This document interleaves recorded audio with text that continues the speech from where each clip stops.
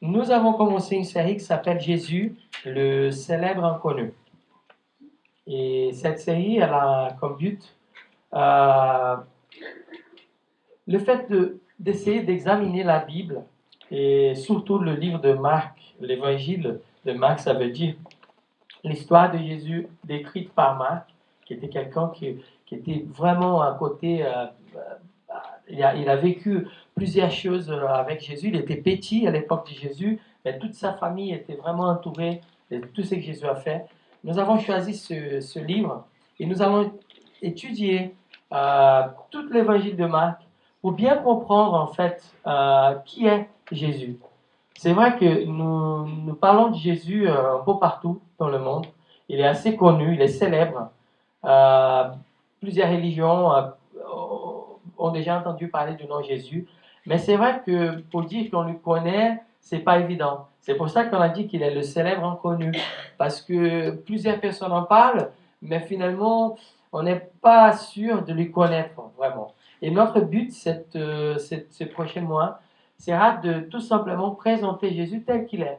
Et on va essayer de se débarrasser de toutes les choses théologiques, et aller vers la Bible telle qu'elle nous décrit, et aller verset par verset tel qu'il nous décrit, pour essayer de bien comprendre et bien vivre et bien connaître Jésus. C'est ça notre but.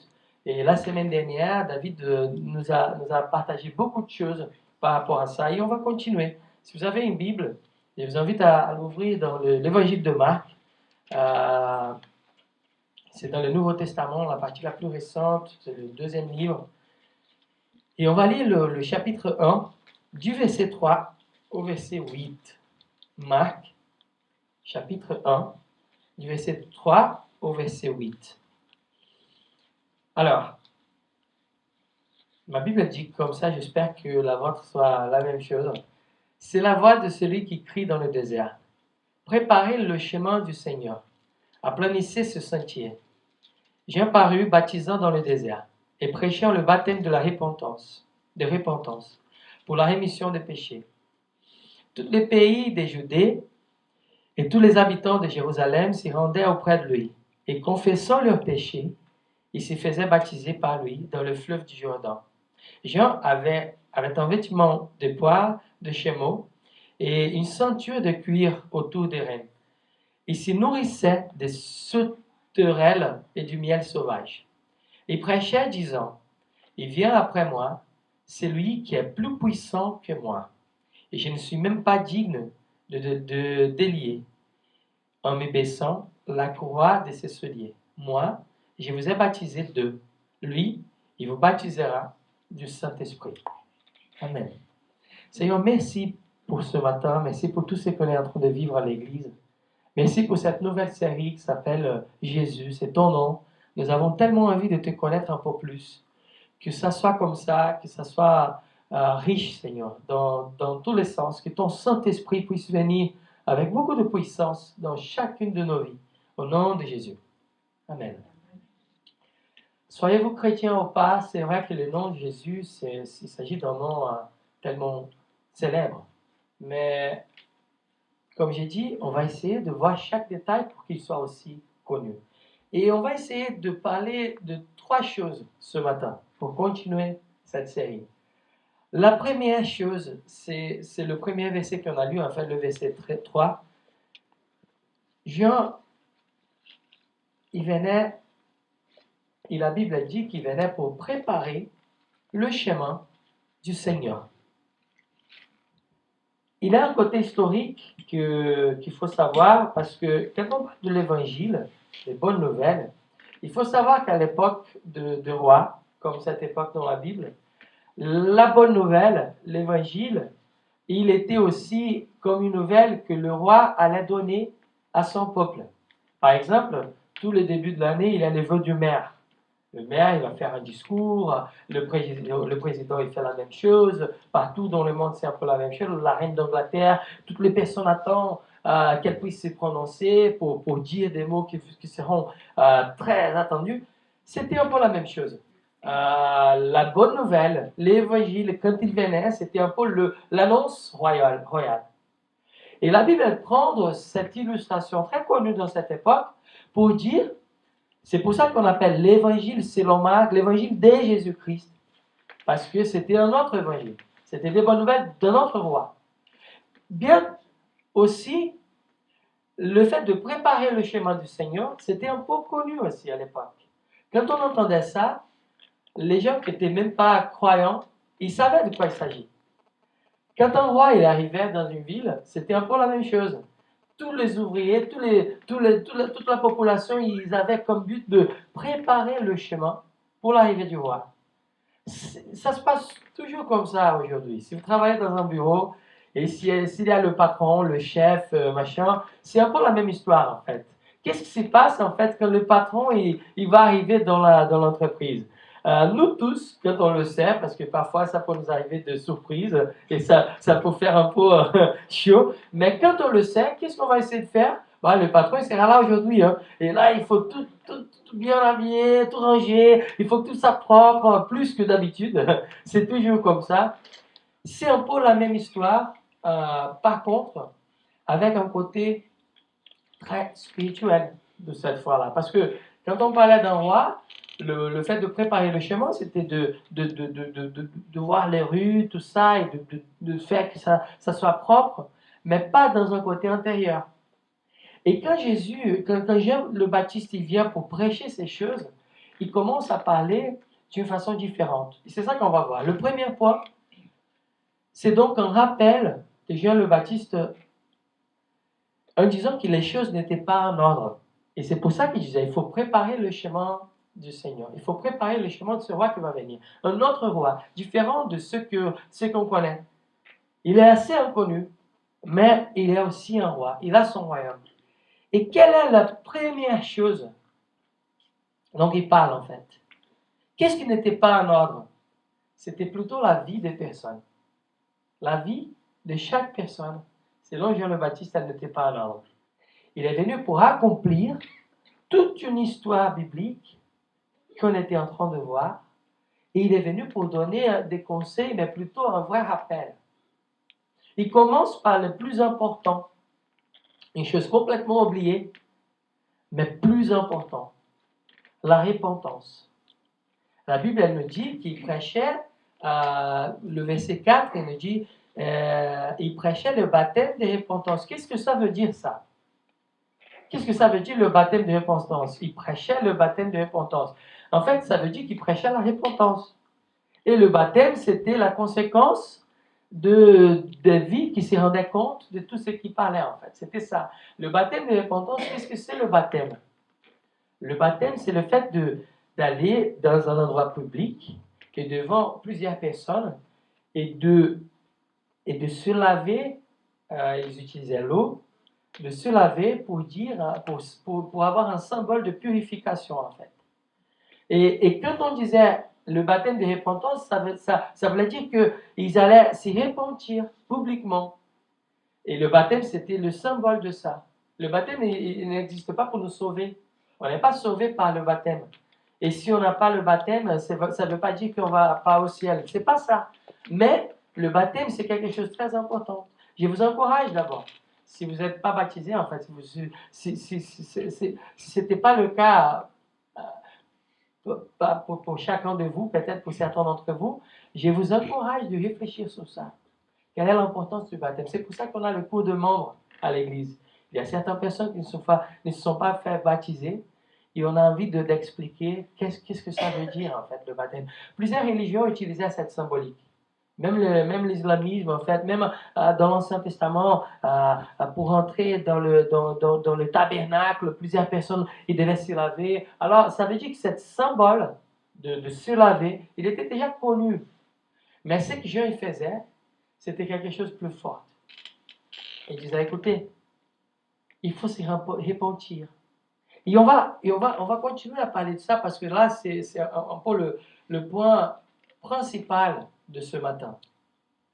Parce que la préparation, ça veut dire, allez, on va se nettoyer, on va devenir propre pour qu'une chose puisse arriver chez nous. Et la deuxième chose, qui est la continuation de cette première, c'est encore plus en détail. Qu'est-ce que ça veut dire, la repentance, en fait? Il y a trois petites choses dans ce deuxième point, on va dire, qui sont très importantes et que nous devons nous rendre compte, en fait. Parce qu'aujourd'hui, on parle de tout. On essaie de vivre des églises avec plusieurs choses, de la bonne musique, de la bonne ambiance, avec un bon environnement, avec un pasteur, un prédicateur qui a l'air de tout connaître, de tout savoir, alors que ce n'est pas du tout comme ça. Et on essaie de faire semblant que tout va bien et on essaie de faire que nos églises d'aujourd'hui puissent parler des choses qui vont nous motiver, qui vont nous montrer la bonne chose. Par contre, il y a trois choses très importantes dans la Bible, et elles sont là, qu'on n'a pas envie d'en parler parce qu'elles demandent beaucoup de boulot, mais que c'est ça en fait. Le fait de préparer le chemin du Seigneur, il passe par là. Il passe par ces trois choses. La première, c'est la sainteté. Le fait de se repentir, c'est le fait de savoir que notre vie, elle est plus saine en fait. Il y a eu un moment où Dieu nous a créés comme son image sémillance, mais au fur et à mesure, on s'éloignait complètement de sa volonté. Et ça, c'est partout. Et quand on parle de sainteté, c'est un peu démodé en fait. C'est bizarre, mais c'est ça. C'est vrai que nous vivons dans une société où la morale, elle est pas forcément nécessaire. Et plusieurs personnes vont même dire que moi j'ai la mienne, vous avez la vôtre, et c'est comme ça. Et on va se débrouiller pour s'y comprendre si possible. Et parler de sainteté dans un contexte comme ça, c'est pas évident en fait. Parce que j'étais dans un restaurant avec des amis pas du tout chrétiens et quand ils ont découvert que je suis pasteur, ils m'ont dit bah comment ça se passe à l'église? Et après j'ai dit écoute, on essaie de suivre Jésus sans trop compliquer les choses en fait. Et après ils ont dit ah ben ça c'est bien, alors on peut pécher, alors on peut aller, on peut faire tout ça. Et tout de suite ils vont sur un point qui c'est plus ou moins le point principal, c'est le tel péché, le plaisir, tout ça. On a beaucoup parlé de ça l'année dernière. Et là, après, ma réponse était bon, ça dépend en fait, parce que qu'est-ce que c'est le péché pour toi? Je lui avais posé la question. Le péché, ce sont des choses qui vont te ramener le plaisir, c'est ça? Il dit oui, bien sûr. Et là, il dit bon, ça dépend de quoi.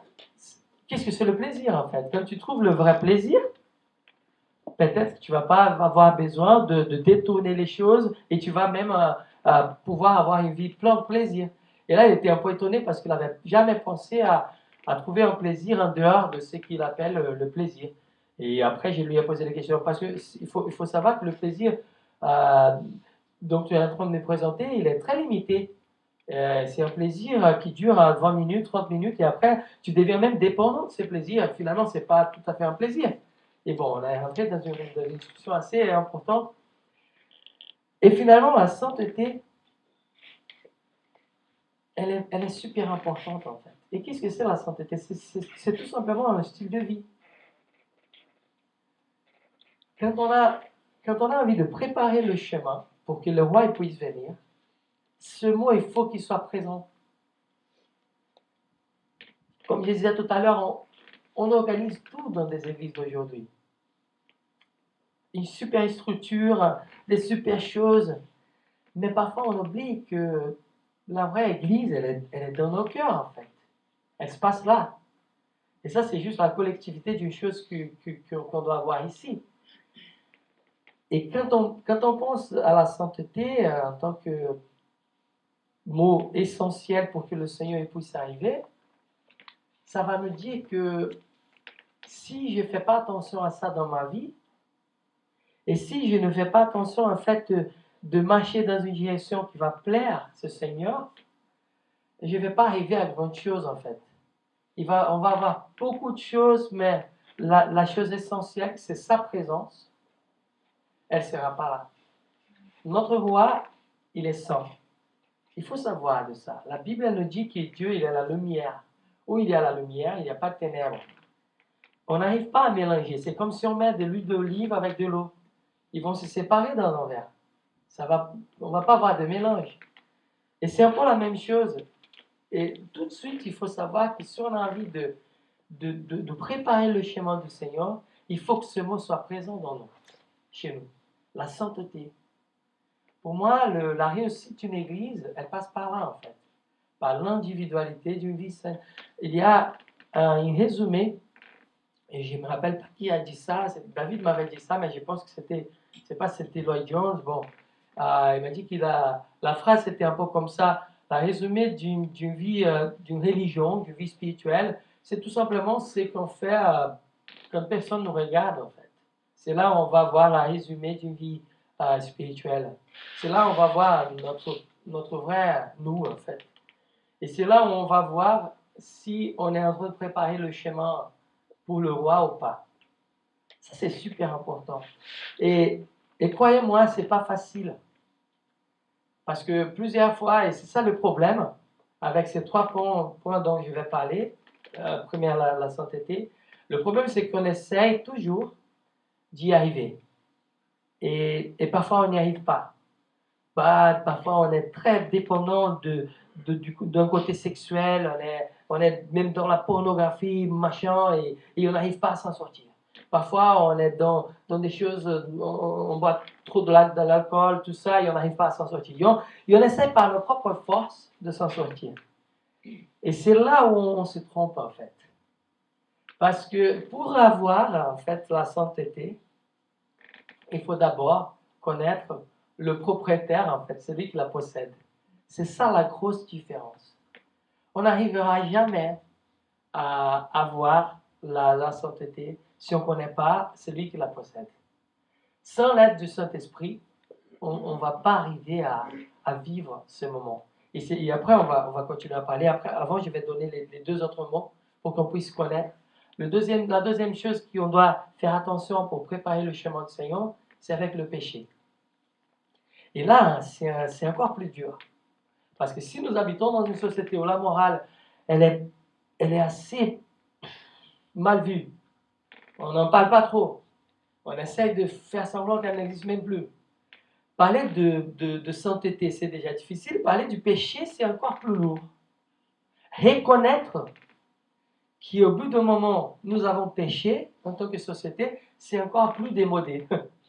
On a du mal à parler de ça aujourd'hui. Aujourd'hui, on va plutôt le contraire, en fait.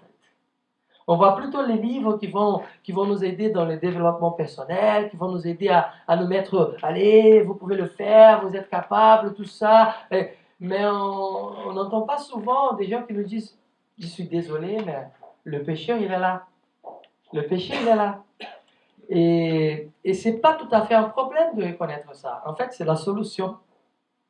Mais le fait, c'est que c'est difficile de reconnaître. Moi, j'ai eu une bonne conversation avec une amie qui était très intéressée par Jésus.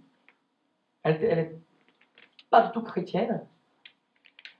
Et elle avait pas de problème de reconnaître que Jésus pourrait être un Dieu, machin, mais elle avait du mal pour reconnaître la façon de pécher que nous croyons en tant que chrétiens. Elle n'était pas du tout d'accord sur le fait de dire, moi, il faut que je sache, il faut me repentir de péché que j'ai commis. Elle avait dit, non, mais je suis pas du tout d'accord avec ça. J'ai pas du tout péché, j'ai ma vie normale. C'était dur, en fait, de lui dire, mais il faut comprendre que c'est beaucoup plus grand que toi, en fait. C'est pas simple. Mais le fait de reconnaître le péché est essentiel pour que la préparation puisse arriver. La sainteté, le péché, et la troisième chose, le besoin d'un sauveur. Et là, on va encore plus loin, parce que on parle de sainteté, on parle de péché. Et là, tu vas me dire que même en plus de ça, je ne suis pas indépendant. J'ai besoin de quelqu'un pour me guider, pour me sauver. Ben oui. Et ça, c'est encore plus dur. Parce que notre vie, on apprend à l'école qu'on doit être indépendant. On apprend, même pour rentrer en fait dans des crèches, tout ça, il faut que les enfants soient propres, pas de couches, machin, pour rentrer à l'école. Et on arrive à imprimer l'indépendance en tant qu'être humain partout. Mais la vérité, c'est que c'est impossible de préparer le chemin du Seigneur sans passer par ces trois mots. Sainteté, la reconnaissance d'une vie de péché et la reconnaissance du fait qu'on a besoin de quelqu'un pour pouvoir avancer. Et c'est là où je m'arrête en fait. Parce que là, c'est très important ce que je vais dire. C'est là où mon boulot en tant que pasteur, il s'arrête. Nous, en tant que pasteur, je suis de plus en plus convaincu de ça. Nous avons un but très clair. Un but d'essayer de parler de ça, de laisser ça, de mettre ça au clair, tout le temps. Mais sans une expérience personnelle avec Jésus, on ne va pas y arriver. Plusieurs personnes rentrent dans une église et commencent à faire partie de cette église, et commencent à faire partie de cette société, et commencent à faire partie de cet environnement social. Mais elles n'ont pas une vraie rencontre avec Jésus. Et elles commencent à être frustrées et même tristes, parce qu'elles commencent à se déparer avec ces choses, sainteté, péché, baptême, tout ça, la dépendance, et elles commencent à essayer d'y arriver. Et elles se rendent compte qu'elles n'est pas capable de le faire. Et elle devient super triste. Et au bout d'un moment, elle ne comprend plus rien. Et soit elle va quitter l'église, soit elle va vivre une vie fausse, en fait. Une vie dans une chose qui n'est pas réelle. Parce que, sans une vraie expérience avec Dieu, c'est tout simplement pas possible de comprendre ça. C'est pour ça que le Saint-Esprit, il est vital dans une église. Je vous invite, mais vraiment, du fond de mon cœur, à réfléchir à ça. Mon but, il s'arrête là. Je ne peux pas convertir une personne. Je peux parler, je peux prêcher, je peux être super éloquent et super bien avec les mots, mais je ne vais jamais arriver à convaincre pour de vrai quelqu'un de ça. La Bible nous dit que le Saint-Esprit va nous enseigner toutes les choses. Jean, il nous dit ça à Jésus, il nous dit, je vais partir, mais je vais vous envoyer le consolateur, le Saint-Esprit, qui va vous enseigner toutes les choses. Ça veut dire que c'est simple. Quand on voit les bienveillances, les sermons sur la montagne, toutes les choses, toutes les règles, entre guillemets, qu'ils nous posent, qu'ils nous proposent, elles ne sont même pas capables de se faire sans l'aide de Saint-Esprit. Nous ne sommes pas capables de faire ça. C'est comme on parlait l'année dernière, sans Dieu, on est vraiment paralysé en fait. Sans Dieu, on ne peut rien faire. Et tout d'abord, je voulais prier en fait, avant de continuer le message. Parce que, peut-être, que vous êtes là, ça fait un bon moment. Et vous êtes en train d'écouter plusieurs choses par rapport à Jésus. Et vous êtes en train d'écouter tel célèbre Jésus. Mais il est toujours inconnu chez vous. Peut-être vous dites même que vous êtes chrétien dans un sens très social. Mais c'est clair. Je donne mon exemple. Mon père, il est pasteur. Ma mère, très engagée dans une église. Mes deux sœurs, très engagées dans le contexte d'église. Moi, je suis né. Et quand j'étais adolescent, j'étais complètement loin de tout ça. Alors j'allais à l'église, j'étais là dimanche, je levais mes bras, je chantais les morceaux, je fermais mes yeux, je priais. Mais j'étais tellement loin de Dieu. Il était vraiment célèbre dans ma famille, mais il était tellement inconnu pour moi. Et je voulais prier en ce moment. Si vous connaissez le Seigneur, remerciez. C'est un bon moment pour remercier le fait que vous le connaissez. Mais peut-être que si c'est le cas, si vous êtes là ce matin, et si au fond de votre cœur, parce qu'il faut qu'on soit honnête, hein, ça c'est la chose la plus importante. Au fond de notre cœur, si vous vous dites, je ne crois pas à ça, j'ai du mal avec ça, je ne connais pas ce tel Jésus, je voudrais prier parce que mon boulot il s'arrête là. Je ne peux pas aller plus loin. Mais Jésus peut entrer dans votre vie. Jésus peut entrer dans vos cœurs. Et vous pouvez le connaître. Et après ça, tout devient au clair. Tout commence à se clarifier. Est-ce qu'on peut prier en ce moment? Avant même de continuer ce message, vous voulez fermer vos yeux. Et si c'est le cas, dites à vous-même, à toi-même, je ne suis même pas sûr que tu existes, comme tu veux. Seigneur, au nom de Jésus, nous sommes là ce matin parce que nous croyons que tu es là avec nous. Mais c'est facile peut-être pour moi. J'ai déjà eu une expérience très forte avec toi, très personnelle. C'est beaucoup plus simple de dire que je te connais. Mais peut-être qu'il y a des gens ce matin, en ce moment ici, qui ne te connaissent pas, qui sont là, qui essayent de venir, qui essayent de comprendre, mais c'est dur, c'est compliqué, c'est pas assez simple. Seigneur, au nom de Jésus, je demande que ton Saint-Esprit puisse venir sur ce cœur. Seigneur, que tu puisses venir sur ces vies. Seigneur, que tu puisses venir sur ces personnes. Seigneur, que si elles ne te connaissent pas, qu'elles puissent voir, s'apercevoir de ce fait. Et avec un regard de toi comme Jésus, qu'elles puissent commencer à avancer finalement dans ta présence. Si ces mots sainteté, péché, dépendance, c'est très compliqué pour certains d'entre nous ici. Je te demande, Seigneur, au nom de Jésus, de mettre ça au clair, de venir sur ce vie. Ça, c'est très important, hein, parce qu'il faut qu'on croie à ça. Le parcours, il est personnel. La conversion, elle est personnelle. Et bien sûr que nous, en tant que pasteurs, on peut vous aider. On peut vous aider dans le parcours, dans le chemin, et on est prêt à faire ça. Si même aujourd'hui, si après ce culte, après ce moment, vous voulez venir vers moi ou vers David pour dire quoi que ce soit, écoute, je ne suis pas sûr de croire en Jésus, on sera heureux de vous aider dans ce parcours. Ok, on fait comme ça. Si vous voulez venir, ça sera un grand privilège pour nous. Bon, on continue. Après avoir vu tout ça, la repentance, qu'est-ce que c'est la repentance? C'est le fait d'avoir la conviction que je dois avoir une vie avec la sainteté, que je suis quelqu'un dans ma vie et dans mon histoire et dans l'histoire de l'humanité qui doit reconnaître le péché et aussi que je dois reconnaître que j'ai besoin de quelqu'un pour me guider. C'est ça le fait de préparer le chemin. On continue avec un troisième sujet, le dernier de ce matin. Il faut savoir que ce n'est pas impossible de faire ça.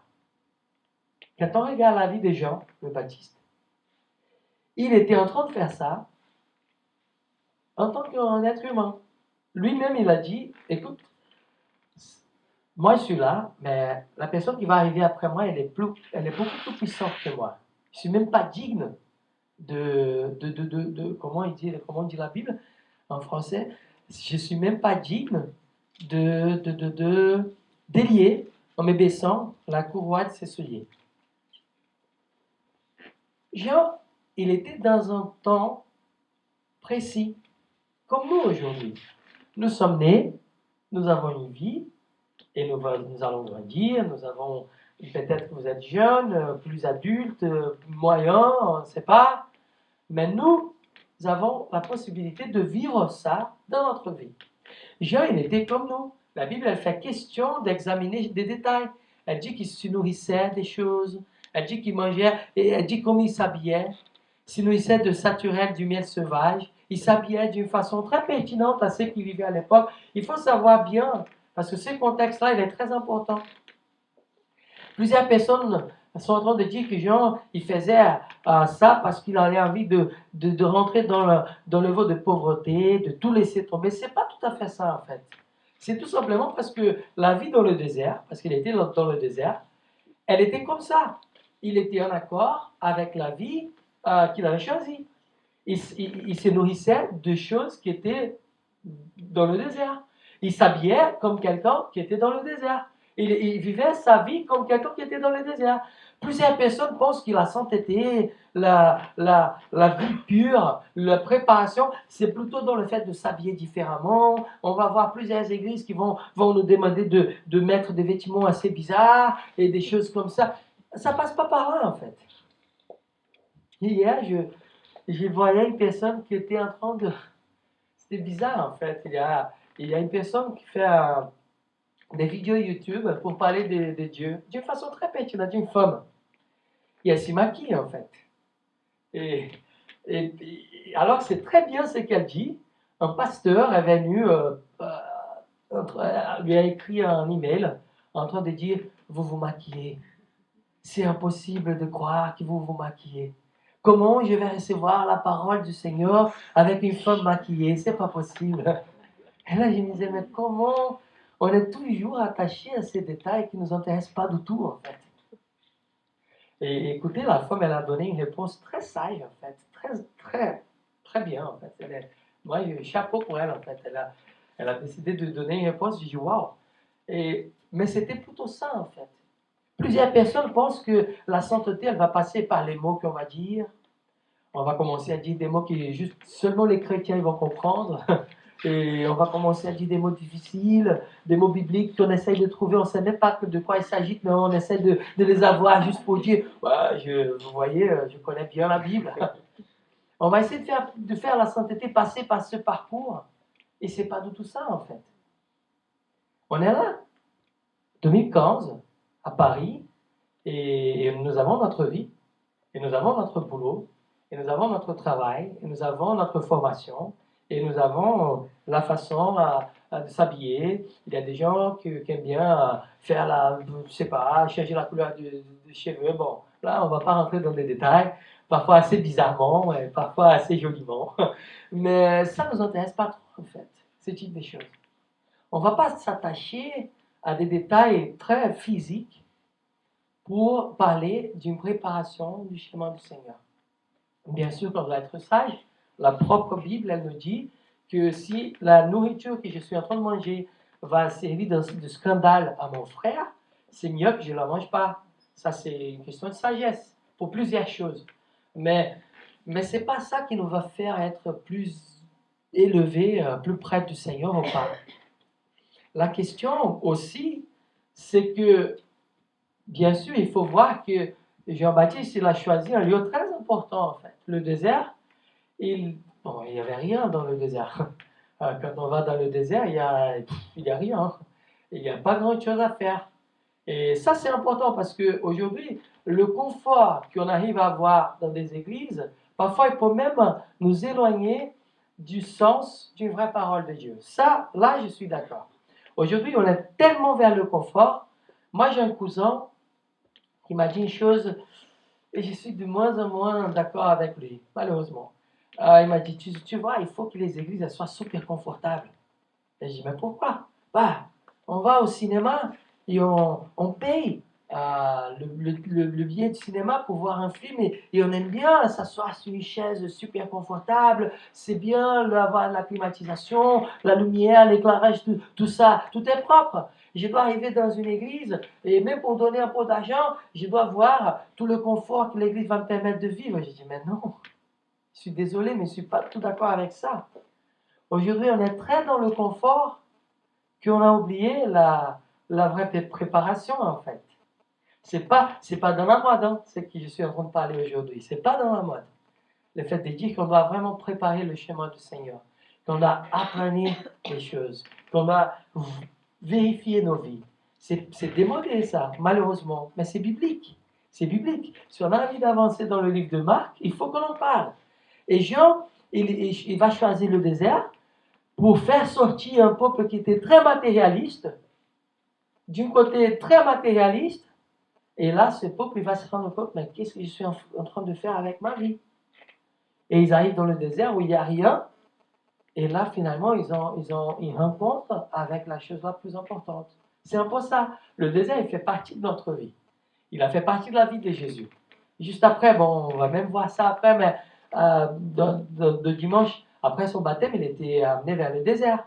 Et c'est un peu la même histoire. Et il faut savoir que la vie d'aujourd'hui, oui, elle peut nous éloigner de cette préparation, qui ne passe pas par la façon de s'habiller, qui ne passe pas par les mots très soutenus au pas, mais qui passe par une vie remplie de sainteté, une vie qui reconnaît les péchés, une vie qui reconnaît la dépendance de quelqu'un, et surtout une vie qui a envie de connaître ce quelqu'un qui s'appelle Jésus. C'est ça le fait de préparer le chemin, parce que le roi il va venir. Et après, pour finir, on a quelques applications très pratique. Je vous pose des questions. Par rapport à la sainteté, par exemple, quelle est la vision de Dieu pour toi? Quelle est ta conception de sainteté? Je vous invite à, aujourd'hui même à la maison, sortir d'ici et réfléchir sur ça. Quelle est ta vision de sainteté? Qu'est-ce que ça veut dire avoir une vie saine? Avoir une vie remplie de Dieu? Parce que ce sont avec ces questions qu'on va même pouvoir voir si on ne le connaît ou pas. Si on a besoin et si on a envie et si on a la doute. Et la doute, elle est bonne dans ces moments. Après, une question très simple. Si vous êtes chrétien, comment vous êtes en train de préparer votre cœur pour l'arrivée de ce roi? Quelle est la préparation que vous êtes en train de faire? Parce que, comme j'ai dit, l'église, elle commence là. Là, on est dans la collectivité d'une église. Mais l'église, nous sommes les pierres vivantes, comme dit la Bible. Et la préparation de notre cœur, elle est complètement importante pour que notre église puisse, notre église, nous et notre église collective, puisse vivre une chose beaucoup plus grande. On parle beaucoup d'un mot qui s'appelle réveil. On a tous envie d'avoir un vrai réveil spirituel. Qu'est-ce que c'est un vrai réveil spirituel en fait? Est-ce que c'est le fait d'aller vers une grande église avec une personne très puissante qui va lever vos bras et on va tous tomber par terre et on ne sait même pas pourquoi? Est-ce que c'est ça le vrai réveil spirituel? Le fait de suivre des gens qui vont parler en langue parce que nous on n'arrive pas et on va essayer de le faire n'importe comment? Est-ce que c'est ça le vrai réveil? Le vrai réveil, c'est que nous faisons très attention à ça et nous sommes en train de préparer le chemin du Seigneur et nous sommes en train d'ouvrir notre cœur pour que le Saint-Esprit puisse vraiment venir dans notre individualité et là dans la collectivité ça va exploser, ça va bouf, on va commencer à voir des choses. Ça c'est le réveil. C'est pour ça que je vous demande comment vous êtes en train de préparer votre cœur pour l'arrivée du roi. Des petites choses qu'on doit se rappeler tout le temps, même les pasteurs. Parce que ce n'est pas assez évident. La lecture biblique, les moments de dévotionnel, la prière quotidienne, la reconnaissance quotidienne d'une repentance, du fait d'avoir besoin de se repentir, et la recherche du Saint-Esprit. Ça, ce sont des astuces de type, peut-être de petites choses que vous pouvez faire, très simples, mais très puissantes. Et aussi, Jean le Baptiste, il prêchait des choses, pas seulement pour que les gens puissent lui suivre, mais pour que les gens puissent faire de la même façon. Donc, comment vous êtes en train aussi de préparer le terrain pour que les autres puissent laisser les rois arriver dans leur vie? Ça, c'est aussi important. Est-ce que dans votre travail, vous êtes en train de préparer le terrain pour que d'autres personnes aussi puissent avoir une piste du roi qui va arriver? Nous pouvons faire ça. Ça dépend de ce qu'on vit, de ce qu'on parle. Quand nous allons manger avec nos connaissances, avec nos amis de travail, c'est là où on va vivre l'évangile. C'est là où on va avoir deux possibilités. Soit cacher ce vrai trésor, et c'est dommage, soit préparer le chemin pour nous et préparer le chemin pour que les autres puissent commencer à avoir une piste. Ah, il y a un chemin, il est propre. On peut être des témoins très, très pertinents dans tout ça. La conversation, l'exemple de vie, l'exemple de conduite et l'exemple de priorité aussi vont montrer à plusieurs personnes. Et bon, nous avons tous besoin du Saint-Esprit pour ça. Nous essayons de suivre des règles plusieurs fois avant d'avoir une expérience avec le roi. Et ce n'est pas possible. Nous avons d'abord besoin du roi pour qu'après nous puissions suivre des règles. Sinon, on n'arrive pas. Et là, je voudrais prier pour qu'on puisse finir. Encore une fois, je vais lire le verset, c'est Jean 14 en fait. Mais le consolateur, ce sont des paroles de Jésus. Mais le consolateur, l'Esprit Saint, que le Père enverra en mon nom, vous enseignera toutes choses et vous rappellera tout ce que je vous ai dit. Et je crois absolument que la puissance du Saint-Esprit, elle est suffisante pour nous faire comprendre tout ça. Et je crois que sans elle, nous n'avons rien. Et encore une fois, on va prier pour finir ce moment, ce matin. Et la chose la plus importante, c'est le fait d'avoir une expérience personnelle avec cette puissance. Parce qu'après, oui, après tout ça devient plus simple. Quand Lazare il était mort, dans la Bible, Jésus a posé la question à sa sœur, tu crois qu'il peut être en vie encore une fois? Et sa sœur, elle était vraiment triste et elle disait, ah, oui Seigneur, je crois dans la parole, dans la promesse qui va nous dire, un jour, nous tous, on sera vivants. Et Jésus, il donne une réponse très claire et très importante pour nous. Il dit, plus ou moins ça, dans ma traduction à moi, en fait. Il dit, tu ne comprends rien, en fait. Parce que d'abord, il faut croire pour qu'après tu puisses voir. Si tu crois, tu verras la gloire de Dieu. C'est ça la phrase de Jésus à ce moment-là. Et plusieurs fois, nous, on a envie de voir pour croire. Et je vous invite à essayer de croire que ce roi, il existe. À essayer de croire qu'il peut tout mettre au clair. Et que s'il rentre dans vos vies, tout ça qu'on est en train de dire à l'Église, qui parfois a l'air très difficile, devient beaucoup plus simple. C'est ça, cette deuxième petite partie du livre de Marc. Vous voyez, dans 4 versets, on a tellement de choses en fait. Et on va prier. Si vous êtes chrétien, je vous invite à prier pour un coup de pouce en fait, du Saint-Esprit. Parce que nous en avons besoin de ça. Nous avons besoin de savoir que le Saint-Esprit il est là, il est puissant. Et sans lui, nous ne pouvons rien faire. Et si vous n'êtes pas chrétien, je vous invite à prier pour une visitation de Dieu. Ouvrez vos cœurs, croyez que ça peut être possible. Et après, vous allez voir la gloire qui s'agite en fait, de quoi il s'agit. Seigneur, merci pour ce matin. Merci pour ton Église. Oui, Seigneur, nous avons envie de vivre un vrai réveil spirituel. Nous avons envie, nous croyons à toutes sortes de miracles, de guérisons, de tout, Seigneur. Nous croyons à ça. Mais plus important que ça, nous croyons que toi, ta présence, elle est suffisante. Tu suffis pleinement. Seigneur, je te demande de venir, Seigneur. Pour ceux qui sont déjà chrétiens, qui sont parmi nous, Seigneur, au nom de Jésus, viens avec ton Saint-Esprit.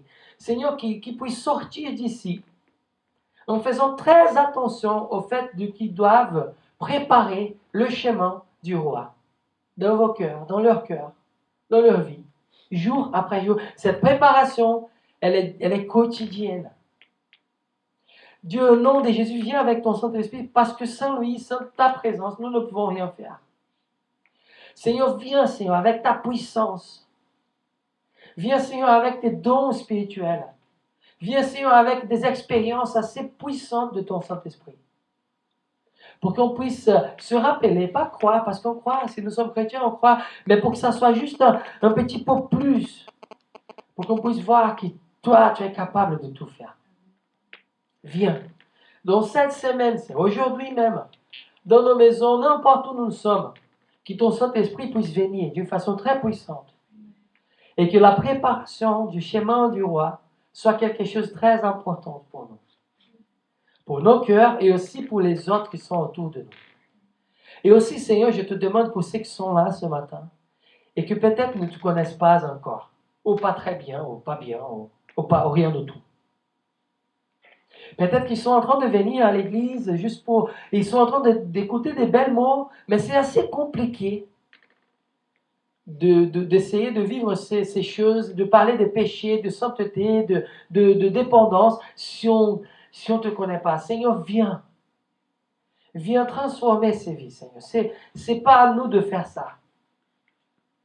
Si ces gens ils sont en train d'ouvrir leur cœur, Seigneur, je te demande que tu puisses venir. Au nom de Jésus, je te demande. Au nom de Jésus. Amen.